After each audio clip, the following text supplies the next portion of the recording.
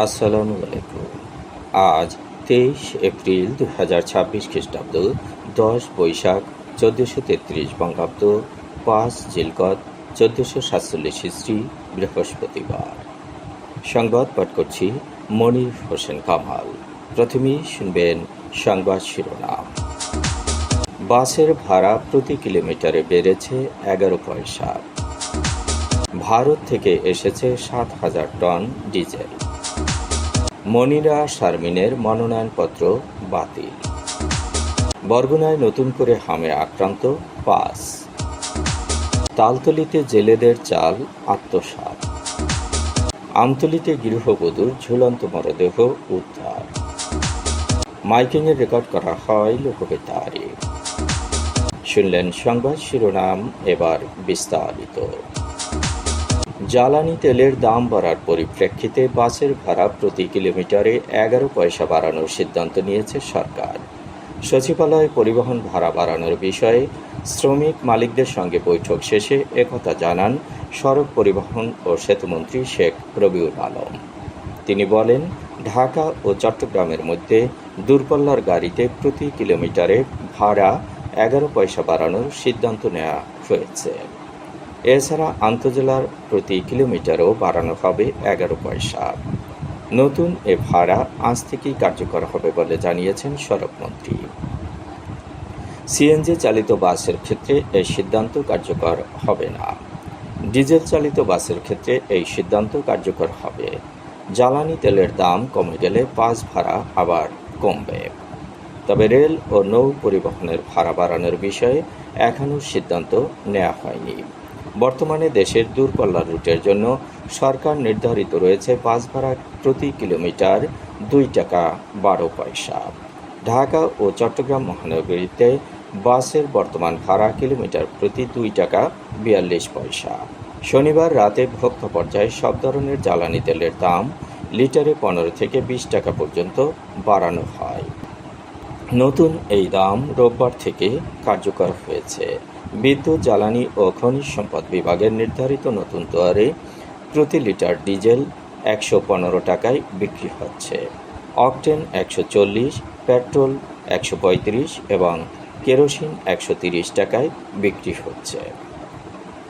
দিনাজপুরের Parbatipur rail head ডিপোতে ভারতের Numaligarh refinery fuel terminal থেকে বাংলাদেশ ভারত ফ্রেন্ডশিপ পাইপলাইনের মাধ্যমে আরও 7,000 টন ডিজেল এসে পৌঁছেছে।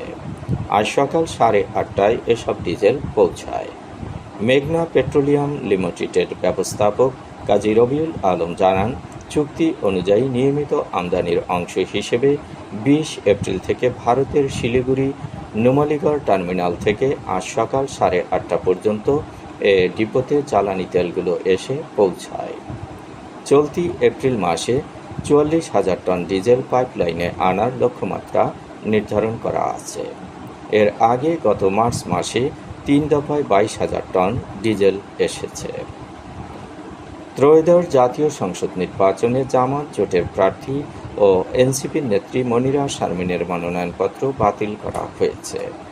মনোনয়নপত্র বাছাই শেষে তা অবৈধ ঘোষণা করেন রিটার্নিং কর্মকর্তা মোহাম্মদ মঈনুদ্দিন খান।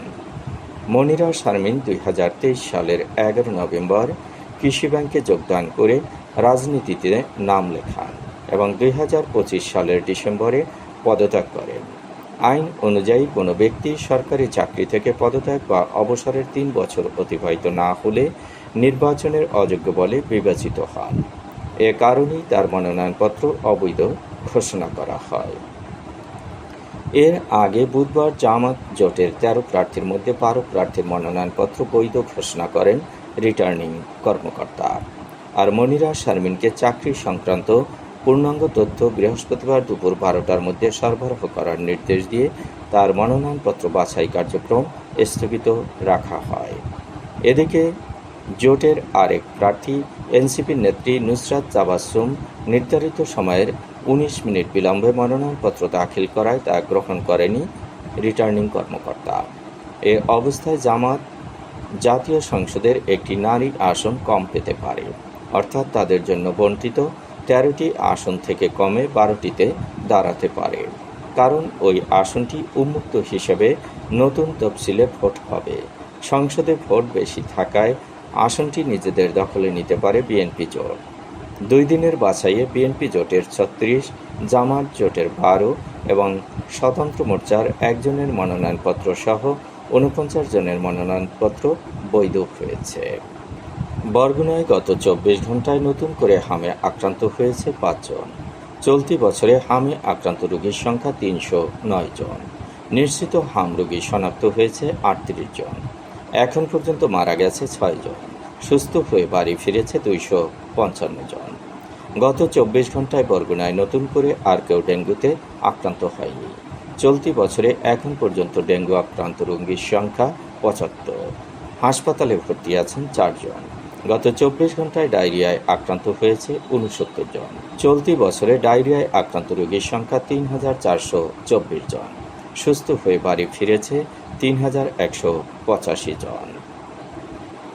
তালতলীতে করইবাড়িয়া ইউনিয়ন পরিষদের প্যানেল চেয়ারম্যান ও সদস্য ফজলুল হক বাচ্চুর বিরুদ্ধে জেলেদের জন্য বরাদ্দকৃত ভিজিএফের চাল আত্মসাতের অভিযোগ উঠেছে। এ ঘটনায় করইবাড়িয়া ইউনিয়ন পরিষদের 6 ইউপি সদস্য উপজেলা নির্বাহী কর্মকর্তার কাছে লিখিত অভিযোগ দাখিল করেছেন। অভিযোগপত্রে বলা হয়, করইবাড়িয়া ইউনিয়নে সরকারি নিবন্ধিত জেলের সংখ্যা 765 জন হলেও প্যানেল চেয়ারম্যান ফজলুল হক বাচ্চু তালিকায় আরও 71 জনের ভুয়া জেলের নাম যুক্ত করে মোট 836 জনের তালিকা তৈরি করে তা প্রশাসনের কাছে জমা দিয়েছেন। জাটকা আহরণ থেকে বিরত থাকাকালীন সময় জেলেদের জন্য মানবিক সহায়তা হিসেবে প্রতি মাসে সরকার 40 কেজি করে ভিজিএফ চাল বরাদ্দ দেয়। সে অনুযায়ী ফেব্রুয়ারি ও মার্চ মাসে প্রতিজন জেলে 80 কেজি করে চাল বরাদ্দ পায়। গত 10 এপ্রিল ওই চাল জেলেদের মাঝে বিতরণ করা হয়। তালতলী খাদ্যগ্রামের একটি সূত্র জানায়, 836 জন জেলের নামে 66.880 টন চাল গুদাম থেকে ছাড় করা হয়েছে। এ ঘটনায় চাল আত্মসাতের অভিযোগ তুলে প্রয়োজনীয় ব্যবস্থা নেওয়ার জন্য উপজেলা নির্বাহী কর্মকর্তার কাছে লিখিত অভিযোগ দিয়েছেন একই ইউনিয়নের ইউপি সদস্য রেদওয়ান সর্দার, খলিলুর রহমান, পীযূষ কান্তি হাওলাদার, পুলকেশ হাওলাদার, মনির গাজী ও সংরক্ষিত নারী সদস্য মাহমুদা আক্তার। অভিযোগকারী ইউপি সদস্য রেদওয়ান সর্দার বলেন, করইবাড়িয়া ইউনিয়নে সরকারিভাবে নিবন্ধিত 765 জন জেলে রয়েছেন। তাদের জন্য সরকার ফেব্রুয়ারি ও মার্চ মাসে 61.200 টন চাল বরাদ্দ দিয়েছে। কিন্তু প্যানেল চেয়ারম্যান ইউপি সদস্য ফজলুল হক বাচ্চু 71 জন ভুয়া জেলের নাম তালিকা তৈরি করে বরাদ্দকৃত চাল থেকে 5.680 টন চাল আত্মসাৎ করেছেন। অভিযোগের বিষয়ে জানতে প্যানেল চেয়ারম্যান ইউপি সদস্য ফজলুল হক বাচ্চু চাল আত্মসাতের বিষয়টি অস্বীকার করে বলেন, 836 জন জেলের নামে বরাদ্দকৃত চাল উত্তোলন করে তা জেলেদের মধ্যে বিতরণ করা হয়েছে। তার দাবি, মানহানি করতেই তার বিরুদ্ধে এমন অভিযোগ আনা হয়েছে। আমতলীতে গৃহবধূর ঝুলন্ত মরদেহ উদ্ধার করেছে পুলিশ।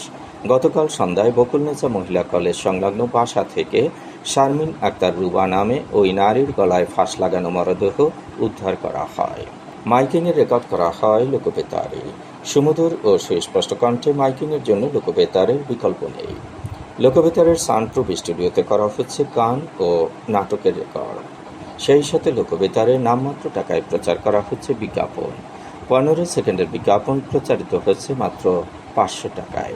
30 সেকেন্ডের বিজ্ঞাপন 1000 টাকা, 45 সেকেন্ডের বিজ্ঞাপন 1500 টাকা আর 1 মিনিটের বিজ্ঞাপন প্রচার করা হয় মাত্র 2000 টাকায়।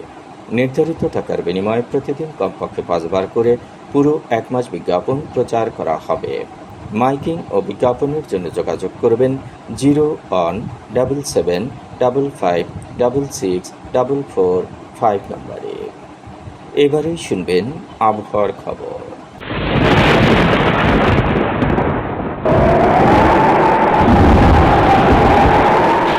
উপমহাদেশীয় উচ্চচাপ বলয়ের বর্ধিত অংশ পশ্চিমবঙ্গ এবং তৎসংলগ্ন এলাকায় অবস্থান করছে। মৌসুমের স্বাভাবিক লঘুচাপ দক্ষিণ বঙ্গোপসাগরে অবস্থান করছে। এর একটি বর্ধিত অংশ উত্তর পূর্ব বঙ্গোপসাগর পর্যন্ত বিস্তৃত। রাত এবং দিনের তাপমাত্রা একরকমই থাকতে পারে। দেশের বিভিন্ন স্থানে বজ্রসহ বৃষ্টি হতে পারে। আজ দেশের সর্বোচ্চ তাপমাত্রা ছিল রাজশাহীতে 40 ডিগ্রি সেলসিয়াস এবং সর্বনিম্ন তাপমাত্রা ছিল সিলেটে 19.5 ডিগ্রি সেলসিয়াস। বরগুনার সর্বোচ্চ তাপমাত্রা 33.8 ডিগ্রি সেলসিয়াস, সর্বনিম্ন 26.6 ডিগ্রি সেলসিয়াস। আগামীকাল সূর্যোদয় হবে ভোর 5টা 31 মিনিটে।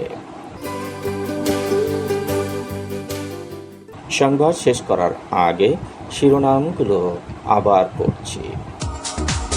বাসের ভাড়া প্রতি কিলোমিটারে বেড়েছে 11 পয়সা। ভারত থেকে এসেছে 7,000 টন ডিজেল। মনিরা শারমিনের মনোনয়নপত্র বাতিল। বরগুনায় নতুন করে হামে আক্রান্ত 5। তালতলীতে জেলেদের চাল আত্মসাৎ। আমতলীতে গৃহবধূর ঝুলন্ত মরদেহ উদ্ধার। মাইকিংয়ে রেকর্ড করা হয় লোকবেতারে। সংবাদ শেষ করার আগে জানিয়ে দিচ্ছি লোকবেতারে সংবাদ জানানোর মোবাইল নম্বর। আপনার এলাকার গুরুত্বপূর্ণ সংবাদ জানাতে ফোন করুন 0-1-755-666-445 নম্বরে। আর লোকবেতারের সাথে যুক্ত হয়ে গান শুনতে চাইলে SMS করুন 0-1782-973478 নম্বরে। মোবাইল করবেন 0-1-95943854 নম্বরে। বিশ্বের সব জায়গা থেকেই শুনতে পারবেন লোকবেতার। লোকবেতার FM.org ওয়েবসাইটের মাধ্যমে শুনুন সরাসরি অনুষ্ঠান। সংবাদ পাঠ এখানেই শেষ করছি।